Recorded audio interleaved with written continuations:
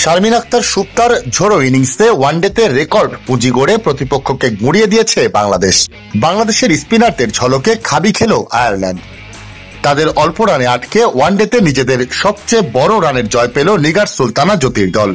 বুধবার মিরপুর শেরেবাংলা ক্রিকেট স্টেডিয়ামে প্রথম ওয়ানডেতে বাংলাদেশ জিতেছে ১৫৪ রানের ব্যবধানে। শিয়া বাটার ও ভিটামিন ই সমৃদ্ধ lily glam beauty soap. Lily, always beautiful. আগে ব্যাট করে ২৫২ রান করে বাংলাদেশ, জবাবে মাত্র ৯৮ রান করতে পারে আইরিশরা।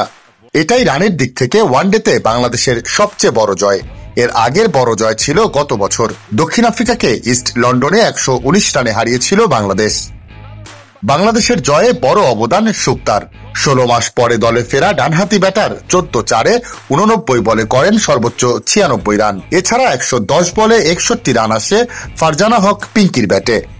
আইরিশদের ১০০-র নিচে আটকে দিতে সম্মিলিতভাবে উইকেট নিয়েছেন বোলাররা। পেসার মারুফা আক্তার ১৮ রানে পান ২ wicket. Off spinner Sultana Khatun ও বাঁহাতি স্পিনার নাহিদা আক্তার দুজনেই ২৩ রান দিয়ে পান ৩টি করে উইকেট।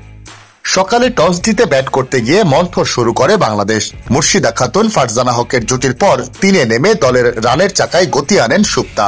পরে প্রায় পুরো ইনিংস টেনে নিয়ে দলকে শক্ত জায়গায় নেওয়ার কারিগর তিনি। মাঝে অধিনায়ক নিগার সুলতানা জ্যোতির সঙ্গে মিলে ৬১ রানের জুটি পান তিনি।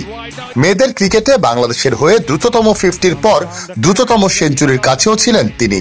৪৯তম ওভারে উড়িয়ে মারতে গিয়ে ৮৯ বলে ৯৬ রানে থেমে আক্ষেপে পড়েন তিনি। তবে তার ইনিংসেই বড় জয়ের ভিত পেয়ে বোলিংয়ে নিজেদের কাজটা করেছে বাংলাদেশের মেয়েরা।